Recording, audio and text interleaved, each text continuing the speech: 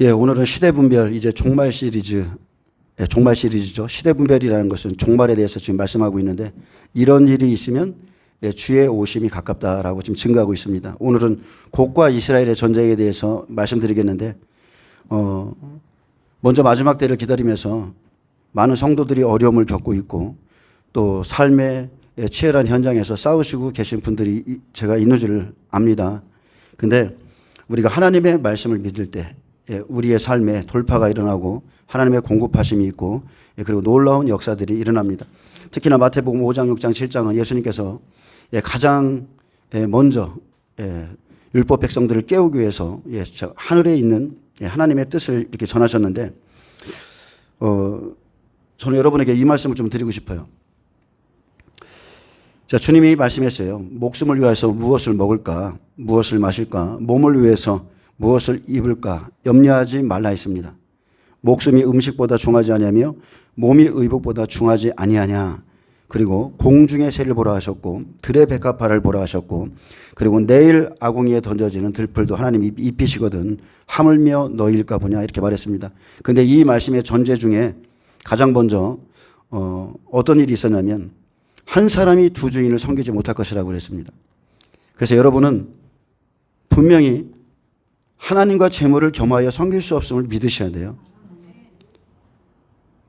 둘 중에 하나는 미워하고 경히 여기거나 사랑하거나 분명히 중히 여기거나 이런 일들이 있기 때문에, 하나님께서 염려하지 말라는 것은요, 하나님을 전적으로 따르는 자에게 하신 말씀이에요.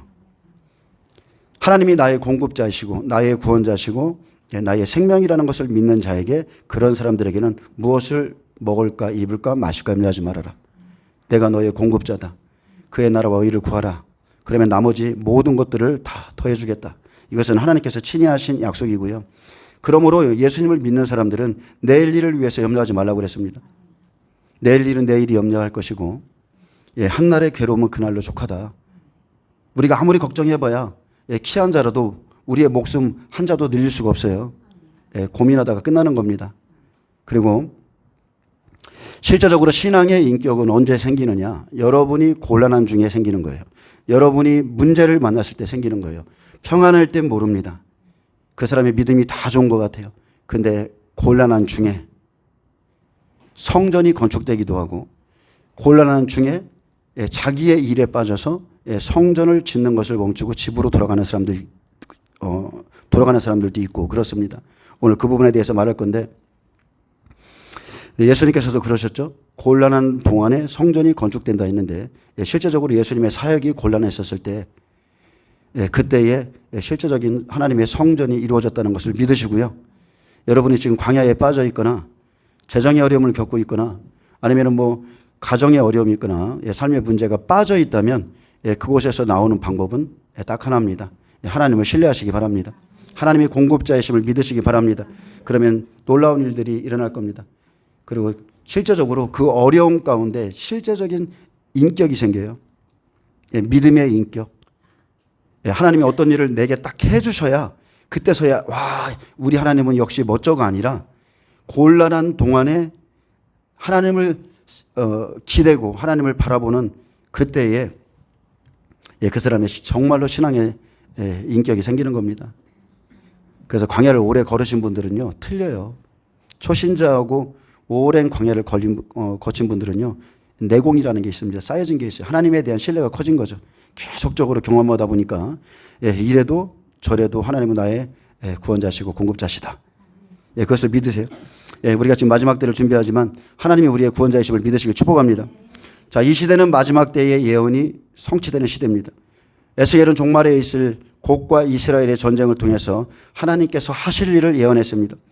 에스겔 36장은 여러 나라 가운데 흩어져 있던 이스라엘 백성이 고국 땅으로 돌아올 것을 예언했고, 또 37장은 마른 뼈와 같이 죽어있던 이스라엘 백성들에게 여호와의 말씀을 대언할 때 여호와의 생기가 들어가 강한 군대를 이루듯이 마지막 시대 두 증인이 이스라엘 땅에 들어가 복음을 선포하면 하나님의 영이 들어가고 임하시고 마른 뼈가 살아날 때 내 성소를 그들 가운데 세우리라 약속하셨고, 그때에 에스겔 38장에 기록된 종말의 약속을 성취하기 위해 곡과 마곡이 평안히 거주하는 이스라엘을 대적해 치러옴으로 전쟁이 일어날 것이라 했습니다. 이 전쟁은 하나님께서 친히 곡과 연합군의 아가리를 갈고리로 꿰어내어 이스라엘을 치러 올라오게 하실 것이라 했습니다. 하나님이 하시겠다는 거예요. 그날 하나님의 맹렬한 질투와 노여움으로 이스라엘에 큰 지진이 일어나고 대적하는 자들을 심판할 전염병과 피와 우박과 불과 유황이 떨어지는데 마지막 날 대접 재앙까지의 일을 에스겔을 통해서 미리 보여주셨습니다. 그리고 39장은 전쟁의 결론입니다. 에스겔은 환란 속에 있을 약속들이고 이 약속이 이룰 때가 되면 종말입니다. 근데 우리가 지금 이 징조를 다 보고 있죠? 보고 있습니다. 여러분 에스겔 39장을 좀 보겠습니다. 먼저 에스겔 39장 1절에서 12절은 평화 협상이 일어나면 7년 환란에 들어갑니다. 다니엘서 9장 24절에서 27절에 이스라엘이 자기 땅에 돌아오면 끝까지 전쟁이 있고 그 전쟁으로 황폐할 것이 작정되었습니다. 또 에스겔 39장 1절에서 3절은 곡과 이스라엘의 전쟁이 일어나면 종말의 시작인데 에스겔 38장 16절에 하나님이 이끌어서 곡이 이스라엘을 치러 올 것이라 예언했습니다. 곡아 끝날에 내가 너를 이끌어다가 내 땅을 치게 하리니 이는 내가 너로 말미암아 이방 사람의 눈앞에서 내 거룩함을 나타내어 그들이 다 나를 알게 하려 함이라. 이스라엘의 하나님, 예수 그리스도의 영광이 드러나는 날이 바로 곡이 이스라엘을 치러 오는 날입니다. 마태복음 24장 7, 8절에 민족이 민족을 나라가 나라를 대적하여 일어나겠고 곳곳에 기근과 지질이 있으리니 이 모든 것은 제날의 시작이니라. 바로 이 날입니다. 에스겔 39장 1절에서 12절을 좀 살펴볼 건데요. 이 전쟁이 시작되면 일어나면 여러분 종말의 시작인 줄 믿으시기 바랍니다. 마곡 땅에 있는 곡과 이스라엘의 전쟁이 일어납니다. 평화 협상이 맺어지면 종말의 시작입니다. 에스겔 39장의 전쟁은 계시록 16장 16절에 나오는 아마겟돈 전쟁이 아닙니다. 그리고 계시록 20장 8절에서 10절에 나오는 천년 왕국 끝에 사탄이 옥에서 나와 곡과 마곡을 미혹해서 성도들과 싸우는 그런 전쟁, 그것과는 다른 전쟁이에요. 이것은 환란 전에 있을 전쟁이고, 계시록 20장의 그 전쟁은 곡과 마곡의 전쟁은 천년 왕국이 끝났을 때 일어나는 전쟁입니다. 에스겔 39장은 7년 환란 전에 이스라엘을 치러 오는 곡과 마곡의 전쟁을 기록했습니다. 이사야 14장 24절에 만군의 여호와께서 맹세하여 이르시되 내가 생각한 것이 반드시 되며 내가 경영한 것을 반드시 이루리라. 만군의 여호와께서 경영하셨은즉 누가 능히 그것을 패하며 그의 손을 펴셨은즉 누가 능히 그것을 돌이키랴. 하나님께서 맹세하신 대로 하나님께서 예언하신 말씀은 여러분 그 시간에 그대로 이루어집니다. 여러분 시간은 하나님께 속해 있어요. 하나님은 시간 위에 계시지만 시간을 창조하신 분이고 하나님은 시간을 경영합니다. 모든 시간은 하나님께 속해 있습니다. 우리는 시간이 없다 말하지만 안 그렇습니다. 하나님은 우리에게 넉넉한 시간을 주셨고요. 하나님은 시간을 경영하고 계시며 그러므로 하나님의 때에 하나님의 생각을 이루신다는 것을 믿으시기 바랍니다. 우리가 믿든 안 믿든 상관없습니다. 하나님의 때에 하나님의 생각이 다 이루어집니다. 에스겔 39장 1절에 그러므로 인자야 너는 곡에게 예언하여 이르기를 주 여호와께서 이같이 말씀하시되 로스와 메섹과 두바랑 고가 내가 너를 대적하여. 자, 로스는 지금으로 따지면 러시아죠. 메섹은 모스크바입니다. 두발은 투볼스크로 조지아에 해당되고 이스라엘 백성을 침공하는 로스와 메섹과 두바랑 공은 바로 러시아의 지도자죠. 현재 푸틴입니다. 푸틴 대통령이에요. 에스겔 선지자는 마곡의 왕, 즉 러시아가 끝날의 북방 군대를 인솔하여 이스라엘을 공격할 것이나 하나님의 권능으로 곧 멸망하게 될 것을 예언하고 있습니다. 이 전쟁으로 하나님의 거룩함이 나타나 이방 사람들이 다 하나님을 알게 되리라 했습니다. 인자야 너는 곡에게 예언하여 이르기를 이스라엘 백성을 대적하는 자. 근데 이 중심에는 음녀가 있죠. 적그리스도, 거짓 선지자, 일곱 머리, 열불. 마지막 시대 이들의 연합군이 이스라엘을 대적합니다. 고가 내가 너를 대적하여. 자, 곡이 이스라엘 백성을 치러 오면, 러시아가 이스라엘 백성을 치면, 자, 우리는 앞으로 지금 이란과 러시아와 그리고 여러 나라들이 합력해서 이스라엘을 칠 것을 지금 보고 있는데, 그들이 이스라엘을 치러 오면 하나님이 일어나서 친히 그들을 대적할 것이라 했습니다. 여러분, 우리가 하나님 편에 서 있어야 돼요. 우리가 하나님 편에 서 있으면 하나님이 우리의 대적을, 그들을 대적하시죠. 근데 우리가 지금 하나님과 원수된 자들을 밀고 있고 하나님과 원수된 편에 서 있으면, 그죠? 지금 하나님을 대적하는 정당들이 있죠. 거기에 서 있으면 여러분은 하나님을 대적하고 있는 겁니다. 이 시대는요, 다른 복음을 전할 필요가 없습니다. 모든 주의 종들이 입만 열면 예수 그리스도는 다시 오신다를 전해야 돼요. 그만큼 주의 오심은 가깝습니다. 예수 그리스도의 오심을 준비시키면 하나님이 반드시 그 사람을 보호합니다.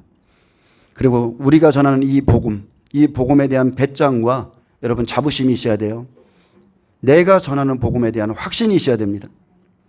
에스겔 38장 7절에서 16절에 너는 스스로 예비하되 너와 내게 모인 무리들이 다 스스로 예비하고 너는 그들의 우두머리가 될지어다.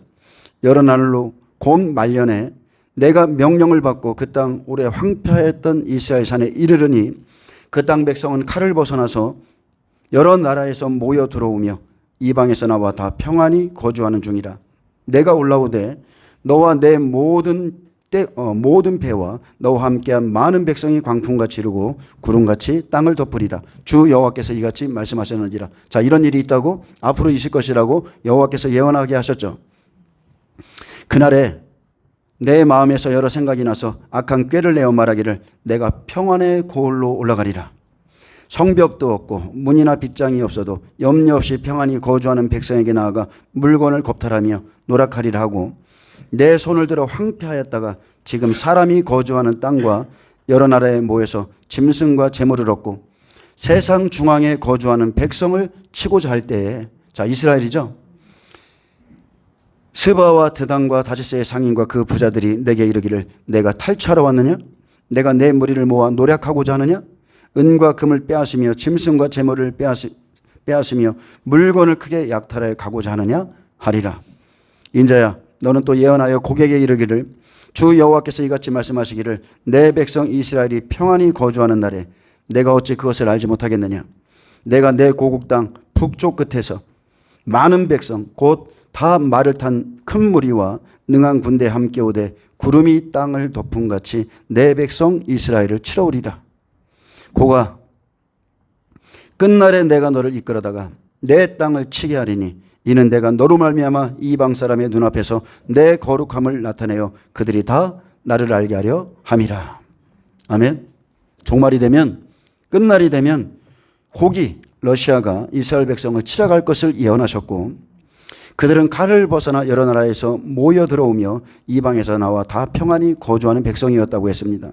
그런데 하나님께서 너를 이끌어다가 내 백성을 치게 하겠다고 그랬어요. 그걸로 말미암아 내가 영광을 얻겠다. 내 이름이 높아질 것이다. 전쟁의 이유는 딱 하나입니다. 이제 하나님의 더럽혀진 그 이름, 그것을 회복하기 위해서 전쟁이 일어나요. 하나님의 영광을 위해서 이스라엘과 이방 사람의 눈앞에 그 거룩하신 예수님의 이름을 나타냅니다. 이스라엘 백성들에게 평화협상을 통해서 율법 성전을 지어주었는데 두 증인의 복음을 받고 회개한 이스라엘 백성들이 율법 성전과 적그리스도를 부인함으로 전쟁이 일어날 것입니다.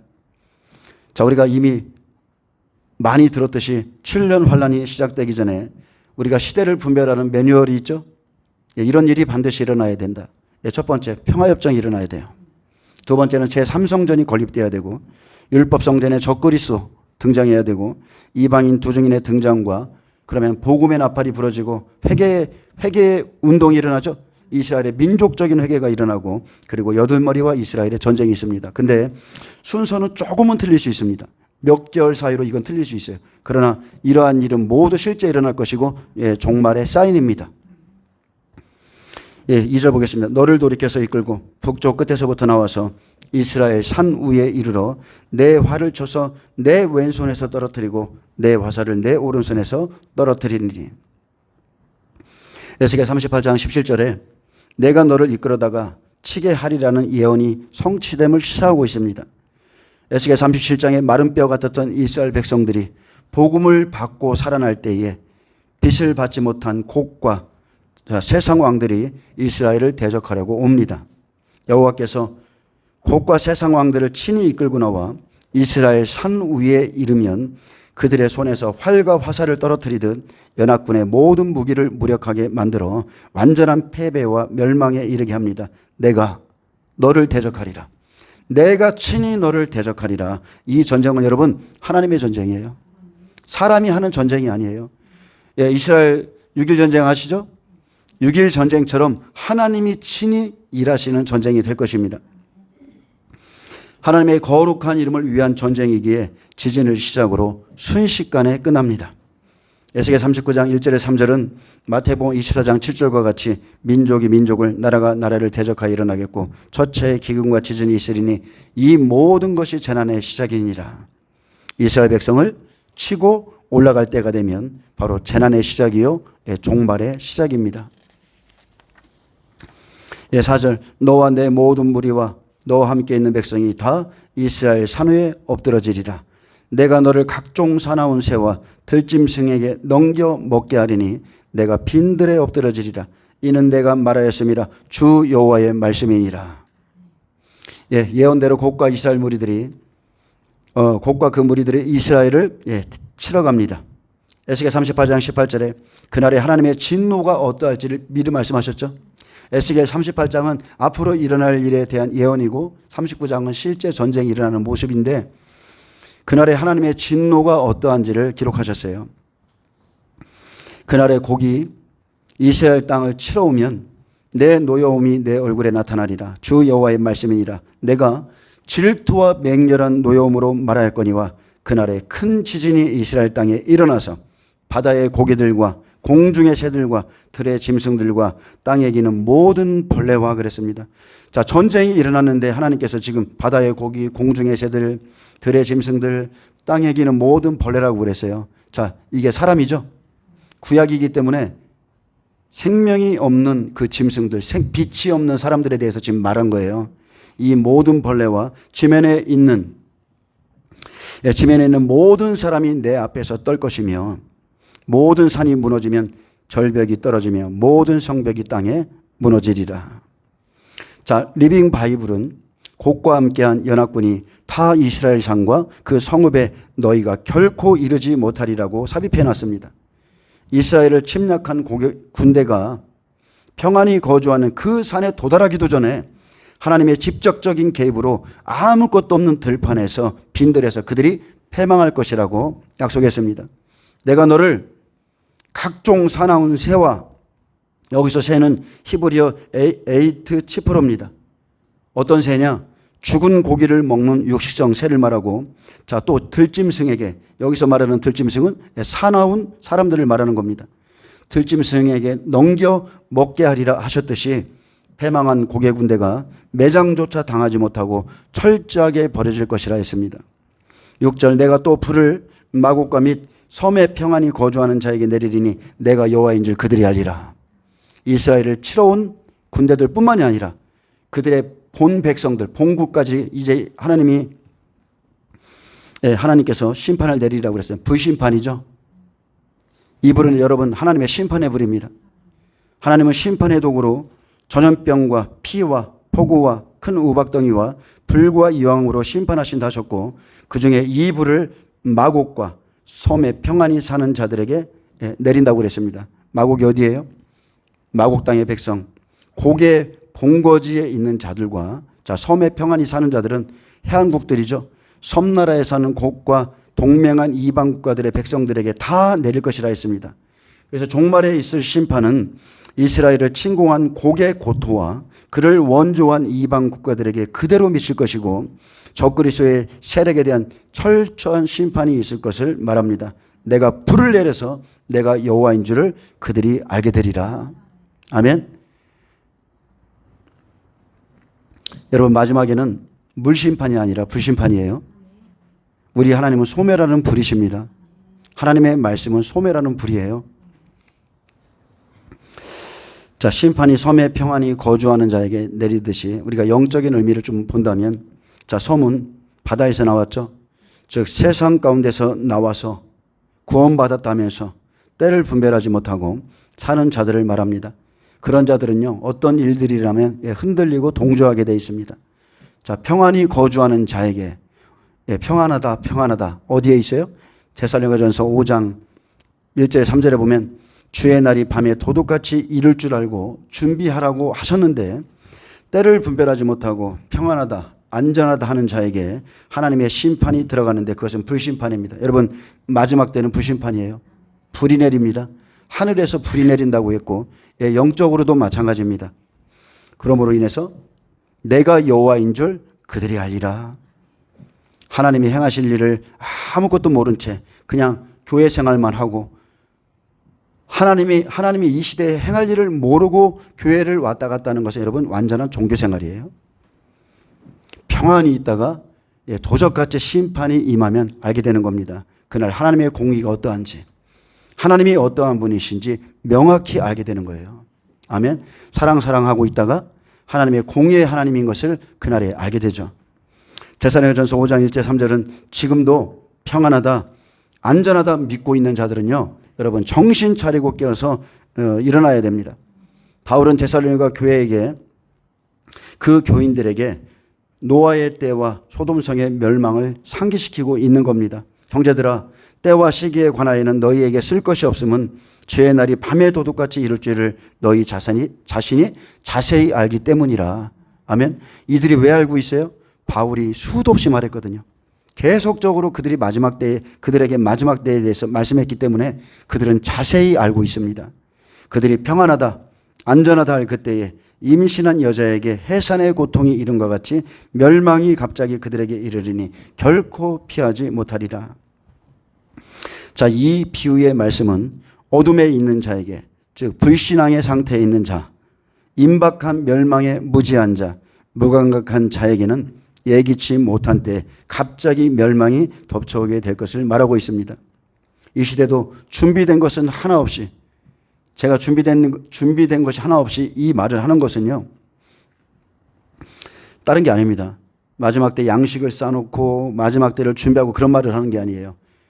마지막 때 준비된 것이 하나도 없이, 이것은 다른 게 아니라 그들은 심령 성전을 건축한 것이 없이, 이 심령이 하나도 건축되지 않았어요. 하나님의 성령이 내 안에 오셨는데 하나님의 영이 내 안에 계시면 그리스도가 내 안에 계신 줄 알고요, 하나님의 불이 내 안에 떨어져요. 우리가 올바른 예배와 우리 심령 성전에 세워진 제단을 통해서 하나님께 온전한 제사를 드리면 우리는 불을 받습니다. 우리는 불을 받게 돼 있어요. 그런데 이런 자기 심령 성전을 하나도 건축하지 못하고 예배조차 드리지 않으면서 그냥 휴거를 기다리는 자에게 해산의 고통이 이런과 같이 그런 날이 옵니다. 도적같이 오는 거예요. 여러분 생각해 보세요. 지금 얼마나 영적으로 지금 대한민국의 국민들이 잠자고 있으면 준비된 것, 지금 참 말하기도 그런데, 자, 이재명이 대통령 되자마자 어떻게 됐습니까? 지금 엄청난 일들이 일어나고 있죠. 이제 국민연금에도 손을 대겠다는 거예요. 그들이 한꺼번에 퇴직금. 퇴직금에도 손을 대겠다는 거예요. 한꺼번에 찾지도 못하고 그것을 달별로 주겠다. 그죠?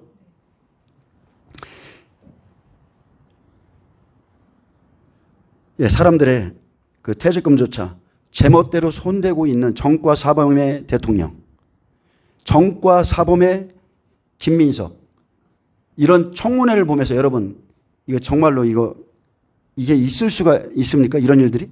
정과 사범 정도는 돼야 국회의원이 되고 대통령이 돼요. 우리나라는요, 여러분 잘 생각해 보세요. 세계 정부보다 더 앞서서 닥쳐올 대한민국의 환란이 있어요. 세계 정부를 앞으로 세우지만 대한민국은요, 더 빨라요. 더 빠릅니다. 왜? 악인을 원했거든요. 국민들이 원했거든요. 그리스도인들이 원했거든요. 그리스도인들이 배도한 거에 대해서 회개하지 않거든요. 죽어도 회개하지 않습니다. 오직 나가서 바꿔보자는 외치지만 하나님 앞에 범죄한 것은 회개도 안 해요. 앞으로 닥쳐올 환난을 보지 못한다. 그가 무지한 자고 무감각한 자고, 그러면서도 자기 심령 성전은 건축하지 못하면서 자기의 구원에 대해서는 염려하지도 않으면서 세상 일에 빠져서, 여러분 구원에 힘쓰세요. 구원. 영원한 천국과 지옥이 있어요. 그러므로 우리는 다른 이들과 같이 자지 말고 오직 깨어 정신을 차릴지라. 여러분 정신 차리시길 바랍니다.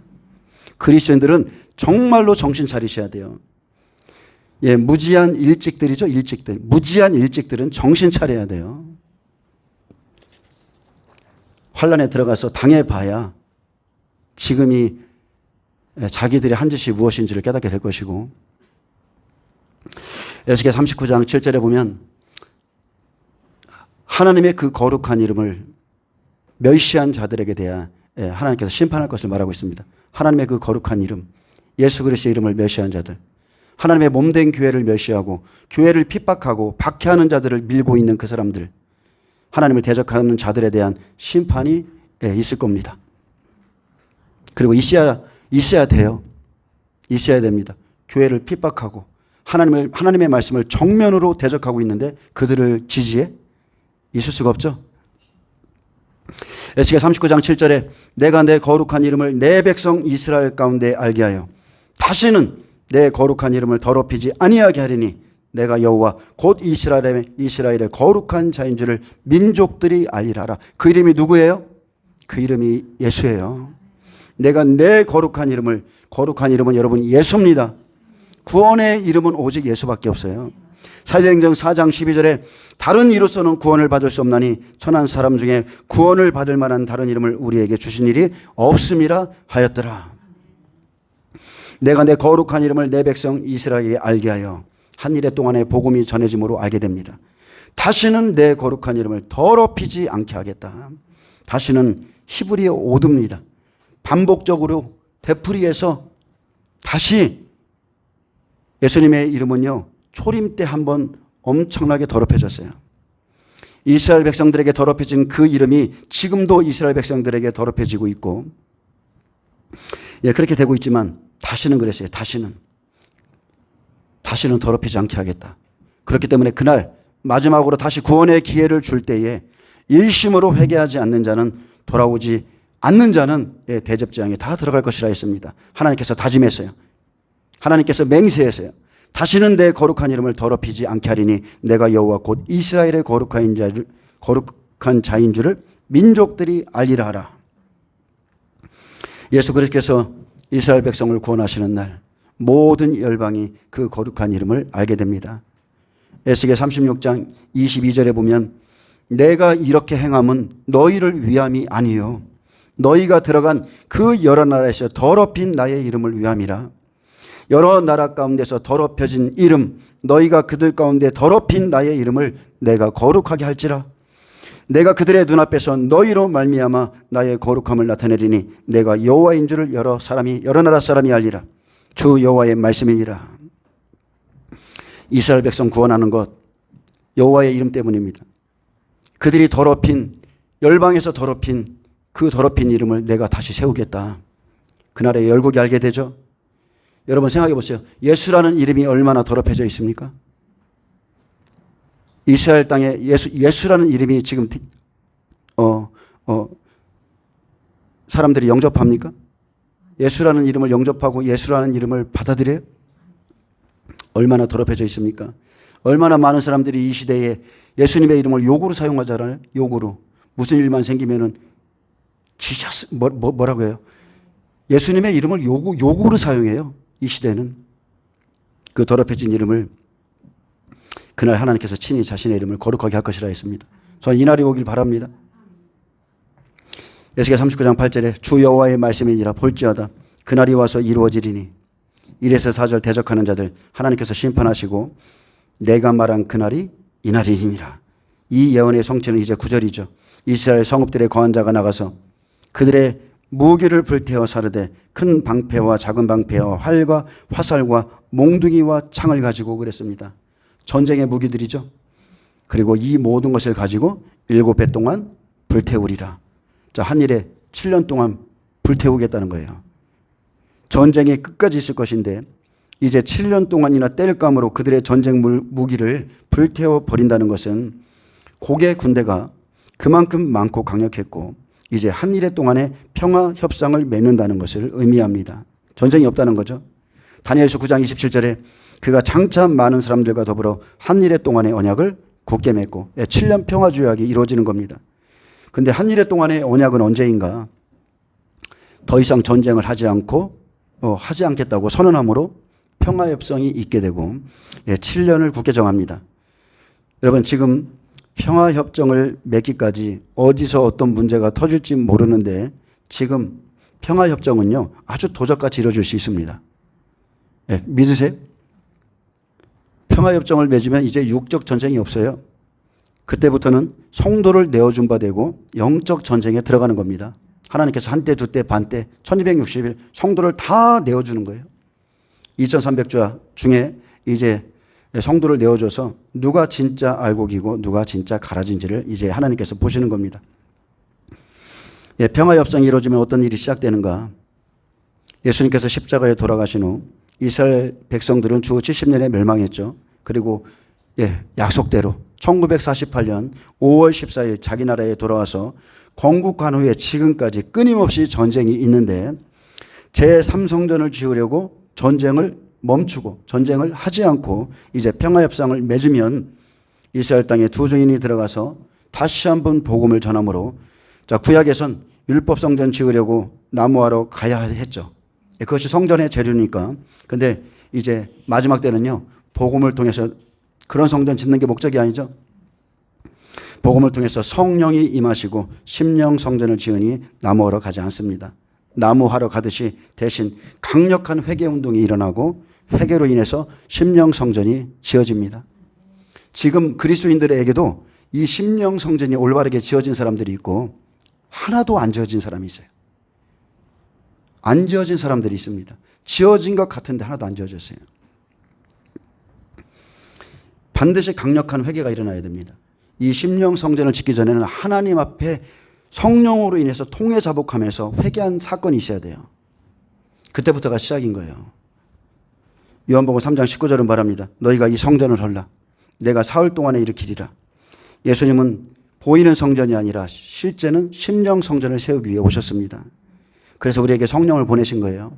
물과 성령으로 거듭나야 천국에 들어갑니다. 평화협정은 이스라엘 백성에게 율법 성전 짓는다는 조건으로 이루어지고 고레스가 했던 것처럼 트럼프가 이 일을 이루어낼 것이라고 저는 그렇게 봅니다. 트럼프가 할 거예요. 10절 보면 이와 같이 그 무기로 불을 피울 것이므로 무기로 불을 피운다는 것은 전쟁이 그치고 전쟁 무기를 불태운다는 뜻이죠. 평화협상이 맺어질 시간이라 보시면 돼요. 그들이 들에서 나무를 주워오지 아니하며 숲에서 벌목하지 아니하겠고 이제는 보이는 율법성전이 필요치 않습니다. 전에 자기에게서 약탈하던 자의 것을 약탈하며 전에 자기에게서 늑탈하던 자의 것을 늑탈하리라. 주 여호와의 말씀이니라. 그들이 들에서 나무를 주워오지 아니하며 숲에서 벌목하지 아니하겠고 그랬습니다. 율법성전을 짓지 않고 돌아옵니다. 여러분 이렇게 보시면 돼요. 수룹바벨 성전을 지을 때와 같다고 보시면 돼요. 전에 자기에게서 약탈하던 자의 것을 약탈하며 전에 자기에게서 늑탈하던 자의 것을 늑탈하리라. 초림 때처럼 재림 때 다시 옵니다. 예수님께서 마태복음 5장에서 7장에 복음의 말씀을 주어서 이스라엘 백성들의 심령을 건축하셨듯이 두 증인이 다시 한번 이스라엘 땅에 들어가서 심령 성전을 건축하면 14만 4천의 심령이죠. 대표적으로 그들에게 일치한 마음을 주어서 이제는 율법 성전을 짓지 않겠다고 합니다. 그래서 전 세계가 난리가 나죠. 평화협상을 했기 때문에 이제는 영적 전쟁이 들어가는 거예요. 여러분이 영적 전쟁 준비하셔야 돼요.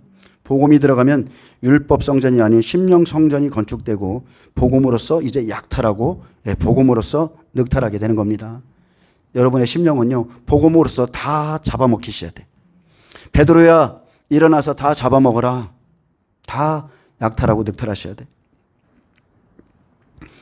학개서 1장 8절에서 11절에 스룹바벨 성전 재건축할 때 여러분 성전을 건축해야 하는 진정한 의미를 깨달으셔야 됩니다. 성전을 지으라고 바벨론 포로에서 풀어줬어요. 성전을 지으라. 하나님의 약속은 그거였었어요. 그런데 성전을 지으라고 그 사람들을 풀어줬더니 돌아와서는 자기 집부터 짓기 시작하는 겁니다. 학개서 1장 8절에 너희는 산에 올라가서 나무를 가져다가 전을 건축하라. 그리하면 내가 그것으로 말미암아 기뻐하고 또 영광을 얻으리라. 나 여호와가 말하였느니라. 자, 이것이 하나님의 뜻이죠. 너희가 많은 것을 바랐으나 도리어 적었고 너희가 그것을 집으로 가져갔으나 내가 풀어버렸느니라. 나 만군의 여호와가 말하노라. 이것이 무슨 까닭이냐. 내 집은 황폐하시되 너희는 각각 자기의 집을 짓기 위하여 빨랐음이라.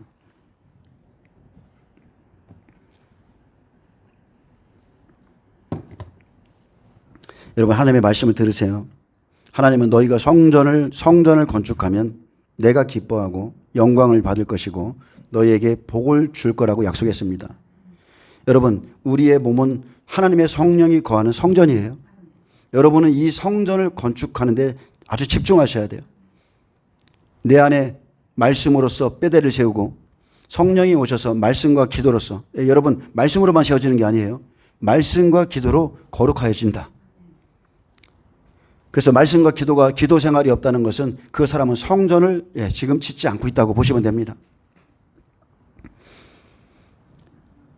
제가 좀 전에도 말했지만 하나님을 향한 신앙의 인격은요, 삶이 곤란할 때 하나님께서 광야에 집어넣을 때, 예를 들어서 다윗이 왕위로 오를 때 인격이 생기는 게 아니라 다윗이 광야에서 고난받을 때 사울 왕에게 쫓겨다니고 백성들에게 쫓겨다니고 배반당하고 이러면서도 여호와를 바랄 때 신앙의 인격이 생기는 거예요.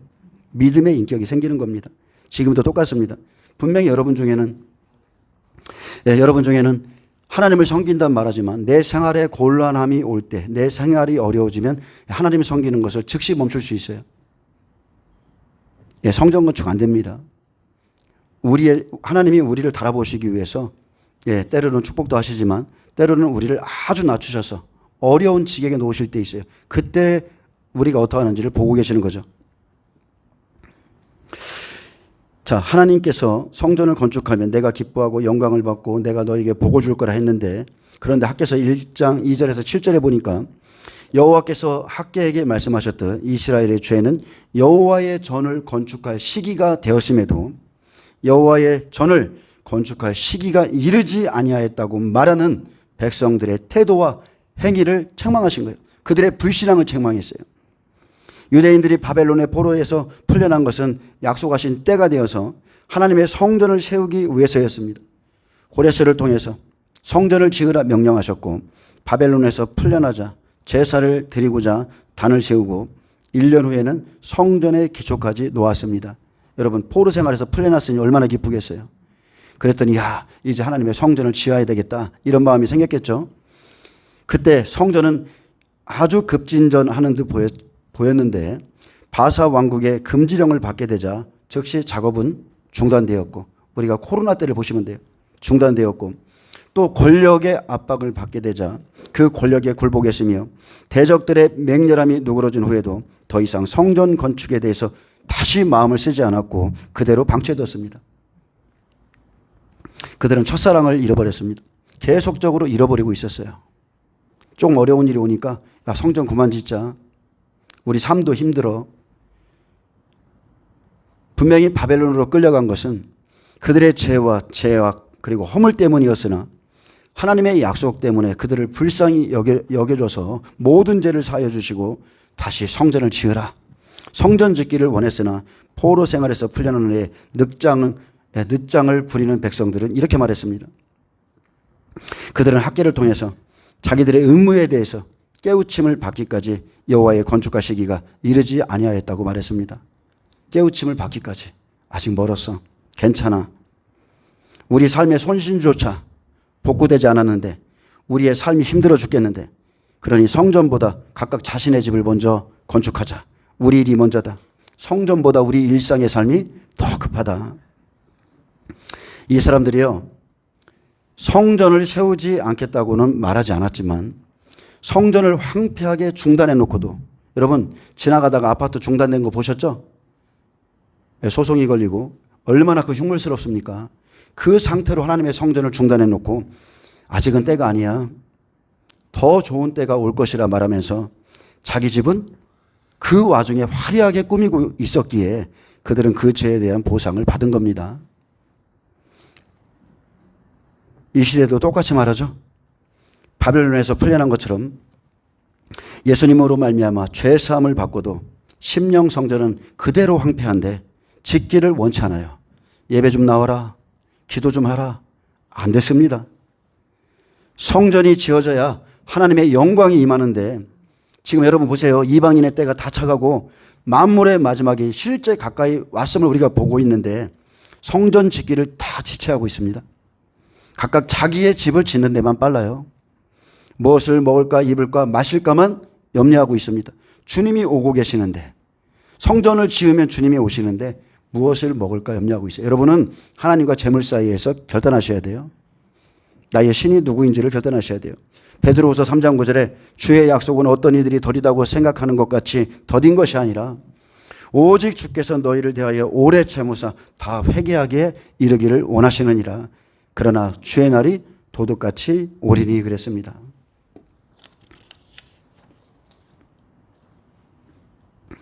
예수님께서 강림할 시기가 되었습니다. 분명히 이 세대가 지나가기 전에 인자가 오리라고 그랬어요. 올해가 77년째고 근데 이 사람들은 말합니다. 삼성전 세워지려면 아직 멀었어. 이렇게 말합니다. 성전이 세워지는 걸 원치 않아요. 이방인의 때가 다 차기까지 자기의 심령이 하나님이 인정할 만한 자로 세워져야 되는데 세우지 않습니다. 예수님의 재림은 아직 멀었다고 생각하면서 더디다고 말하면서 도리어 지금 무슨 일을 해요? 자기 집을 세우고 자기 집을 건축하고 자기 사업을 위해선 모든 돈과 모든 열정과 모든 것들을 다 쏟아붓습니다. 영혼에 대한 것보다 이 땅에서의 삶이 더 급한 거예요. 여호와의 성전은 황폐한데도 내 심령에는 하나님이 도무지 임하실 수가 없는데도 불구하고 자기들의 경제적 궁핍을 이유로 성전 건축은 회피하고 있었기에 너희가 이때에 이 시기에 너희의 집은 화려하게 꾸미고 거주하는 것이 옳으냐? 그들의 행위를 강하게 책망하셨습니다. 너희의 마음과 중심과 태도는 아주 잘못됐다. 아주 잘못됐다. 하나님의 집은 황폐하게 놔두고 너희의 집만을 화려하게 꾸미느냐? 너희는 너희의 마음과 행위를 스스로 살필지니라. 그러므로 너희가 많이 뿌릴지라도 수확이 적고 먹을지라도 배부르지 못하며 마실지라도 흡족하지 못하고 입어도 따뜻하지 못하며 일꾼이 삭을 파사도 그것을 구멍 뚫어진 전대에 넣음이 되느니라 했습니다. 그들이 하나님께 받은 보응과 형벌은 다른 게 아닙니다. 그들이 무엇을 하든 계속적으로 궁핍한 가운데 있게 하시는 거예요. 그것이 보응이에요. 무엇을 해도 궁핍해. 하나님의 성전을 세우는 것보다 자신의 직과 사업을 우선시하는 자들에 대한 보응은 성전을 건축하기 위해 사용하지 않는 소유를 그 사람의 삶에 그대로 임하게 하신 겁니다. 다른 게 아니죠. 성전을 충분히 건축할 수 있는데 자기 집만 꾸미고 있어. 그래서 하나님이 그들에게 내린 재앙은 다른 게 아니에요. 그들의 삶에 기근이 한재가 들게 하시는 거예요. 자기에게 쓸 것은 많습니다. 근데 하나님을 위해 쓸 거는 없어요. 사람들을 만나면 펑펑 씁니다. 근데 유독 하나님께는 인색한 사람들이 있어요. 하나님께 드리는 것은 아깝다고 생각합니다. 하늘에 보화를 쌓노라 했는데 하나님을 거지 취급하니 쌓은 게 하나도 없고 심은 게 없으니 하나님께 받을 것도 없습니다. 고린도전서 3장 16절 17절에 너희는 너희가 하나님의 성전인 것과 하나님의 성령이 너희 안에 계시는 것을 알지 못하느냐. 누구든지 하나님의 성전을 더럽히면 하나님이 그 사람을 멸하시리라. 하나님의 성전은 거룩하니 너희도 그러하리라.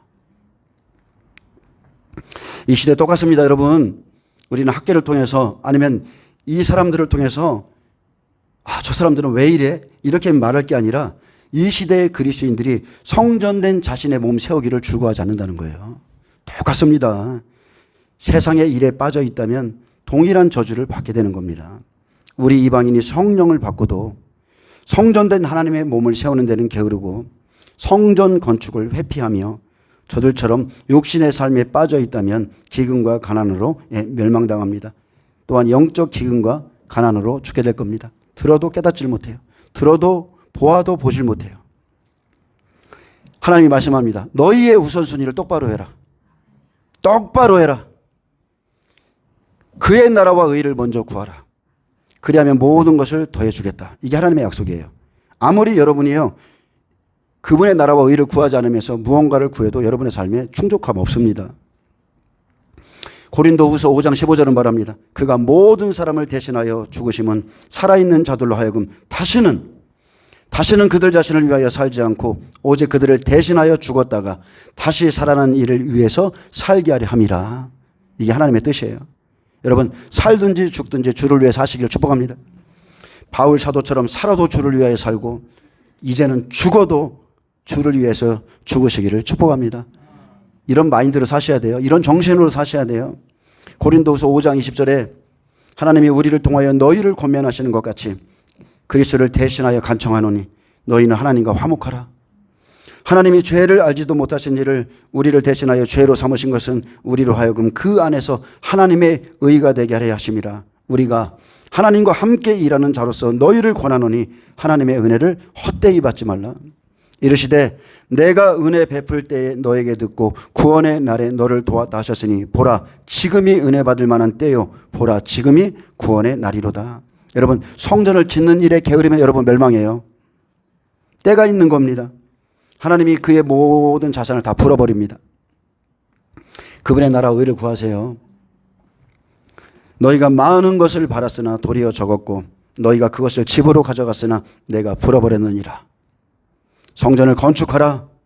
너희는 산에 올라가서 나무를 가져다가 전을 건축하라. 그리하면 내가 그것으로 영광을 얻으리라 명령하셨어도 율법 성전은 짓지 않고 욕심이 있어 그것마저도 집으로 가져가면 하나님께서 풀어버리십니다.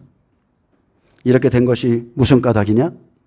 내 집은 황폐하였으되 너희는 각각 자기의 집을 짓기 위하여 빨랐습니다. 그래서 재앙을 내립니다. 하나님의 일은요 소홀히 해요. 하나님이 우리에게 주신 직분 사명을 소홀히 해요. 자기 일이 빠른 겁니다. 세상 일이 빨라요. 그래서 영적인 재앙이 내리는 겁니다. 여호와의 영광은 버리고 오히려 자기 집, 자기 일, 자기 사업을 더 우선시했기에 싹 다 풀어버립니다. 하나님을 모시는 심령 성전이 황폐하면 하나님이 그를 멸하신다고 말씀했어요. 자기 집을 짓느라 바빠 예배도 못 나오고 있다면 무엇을 하든 하나님이 풀어버립니다. 자 10절에 그러므로 재앙이 일어난 이유죠. 하나님의 뜻과 상관없는 삶을 살았기에 그러므로 너희로 말미암아 하늘은 이슬을 그쳤고. 자 말씀이 그치면 무슨 일이 생겨요? 첫째 영적인 저주는 다른 게 아니에요. 그 사람의 심령이 메마르는 거예요. 계속 메마릅니다. 땅은 산물을 그쳤으며 내가 이 땅과 산과 곡물과 새 포도주와 기름과 땅의 모든 소산과 사람과 가축과 손으로 수고하는 모든 일에 한재를 들게 하였느니라. 한재는 가뭄으로 생기는 재앙이죠. 이 모든 것을 하나님이 하셨다는 거예요. 유다 백성들이 하나님의 집은 황폐하게 내버려 두고 지금 이 시대의 그리스도인들도 똑같습니다. 하나님의 집은 황폐하게 내버려 두고 성전 건축보다 자기 집 짓는 데 빠르고 오직 자기 집안일에만 매달렸기에 그들의 행위 때문에 재앙을 내리십니다. 그래서 유다 백성들의 죄악은 하늘과 땅 그 모든 소출에 영향을 미쳤습니다. 하늘의 이슬까지 그치게 하심으로 땅이 소출을 낼 수 없으며 가뭄에 시달리게 하셨고 앞으로 마찬가지죠. 마지막 때 7년 기근이 임합니다. 이슬이 내리지 않으므로 유다 백성의 삶 전체를 파괴하는 피해를 끼쳤습니다. 내가 했다. 내가 한재를 불러 임하게 했느니라. 패역한 백성에 대한 하나님의 심판이 이렇게 임했습니다. 그들이 말씀대로 행하지 않았기에 땅과 산, 곡물과 포도주, 기름과 땅의 모든 소산과 사람과 가축과 사람의 손으로 한 일에 하나님의 심판의 방법대로 한재를 들게 하셔서 의식주의 모든 근원을 다 파괴했습니다. 하나님께서 그의 의식주의 모든 근원을 다 파괴했어요. 왜냐하면 하나님을 공급자로 안 생각하거든요. 하나님이 나의 공급자가 아니라 세상의 재물이 세상의 돈이 나의 공급자예요. 그래서 그의 모든 근원을 파괴하는 겁니다. 그러나 이후에 학계가 나타나죠. 성전 건축을 격려합니다.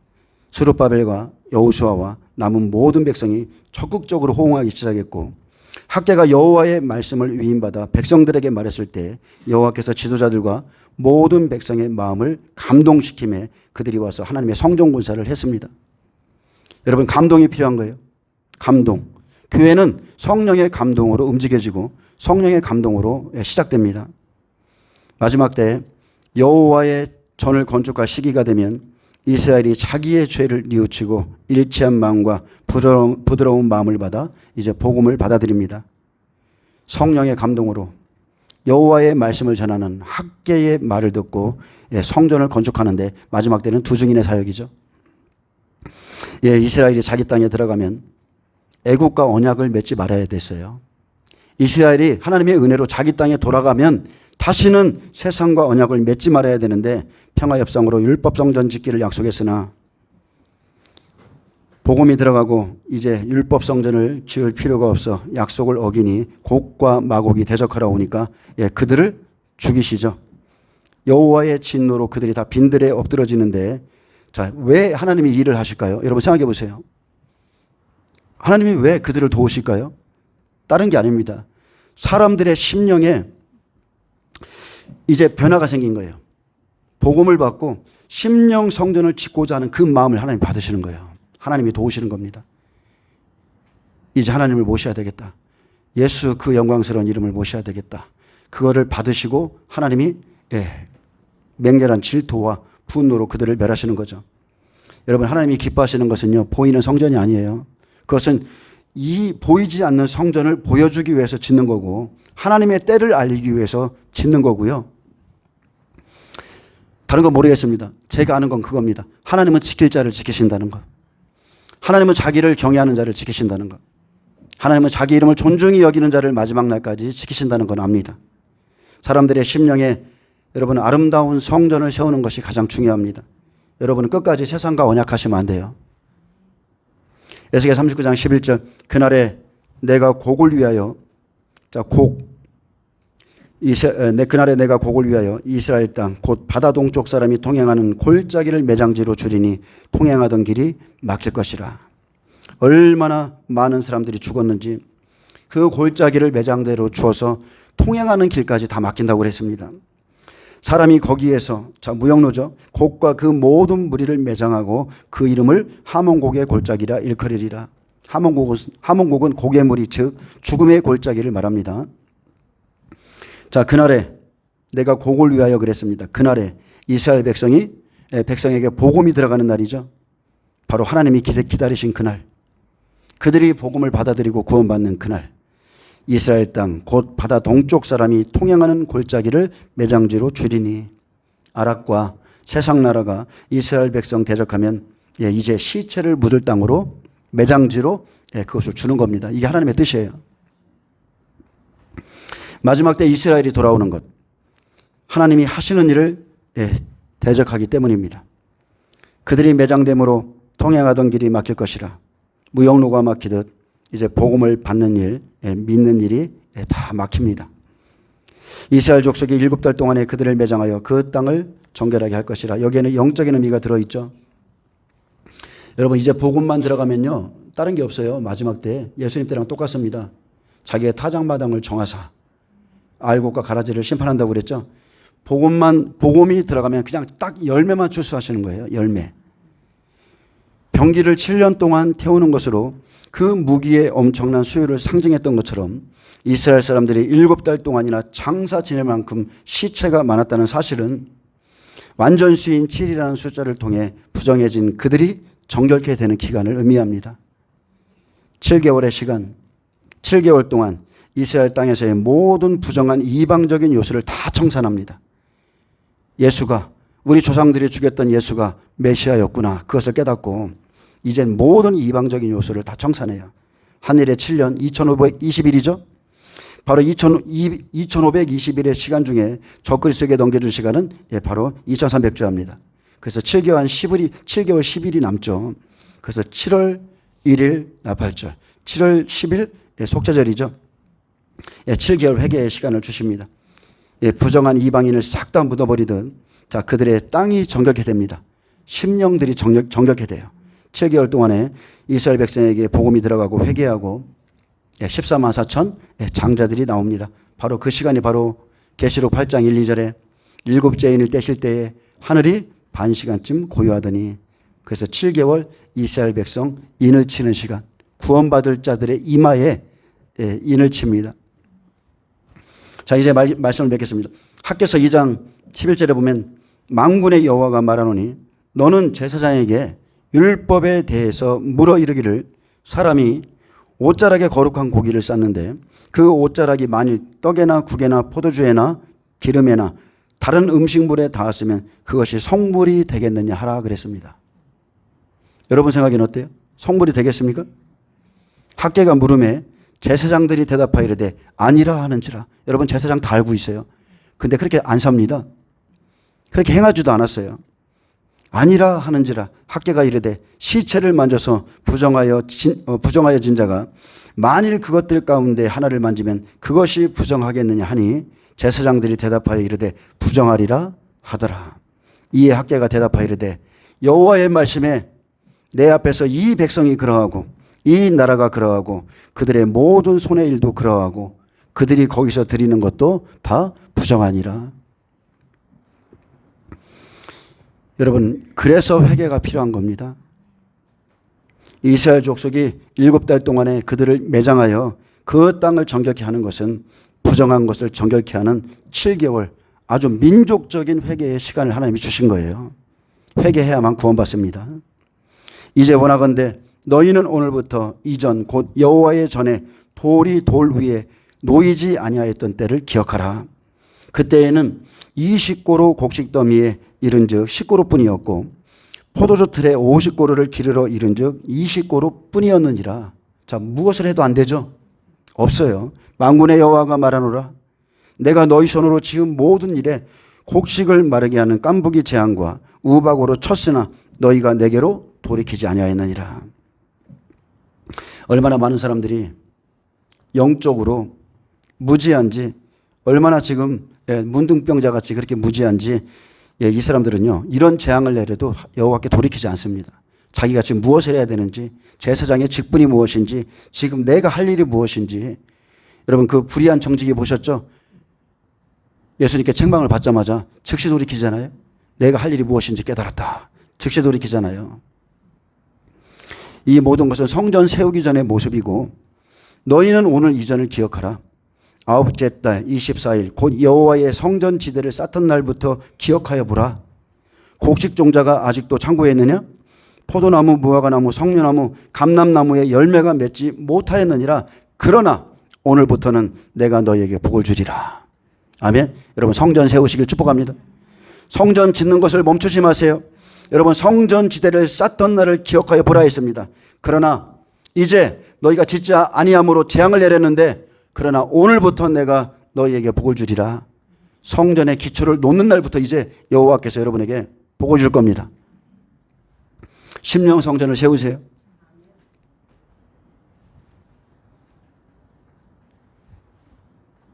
하나님이 원하시는 성전을 짓고자 하는 자, 심령 성전이 세워진 자는요 여러분 복 받습니다.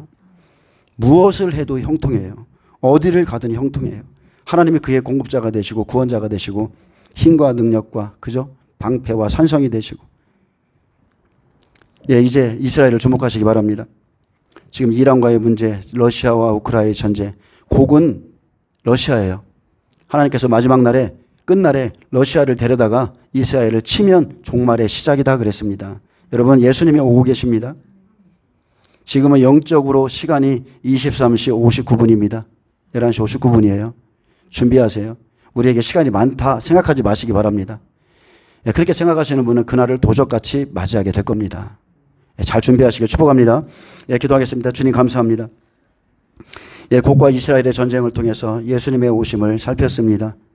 우리에게는 많은 시간이 있지 아니하고 시대의 징조를 보면서 우리가 잘 준비해서 예수 그리스도를 맞이할 수 있도록 축복하여 주옵소서. 심령 성전을 세우기를 줄기하는 자가 다 되기를 원합니다. 하나님을 하나님답게 섬기게 하여 주옵소서.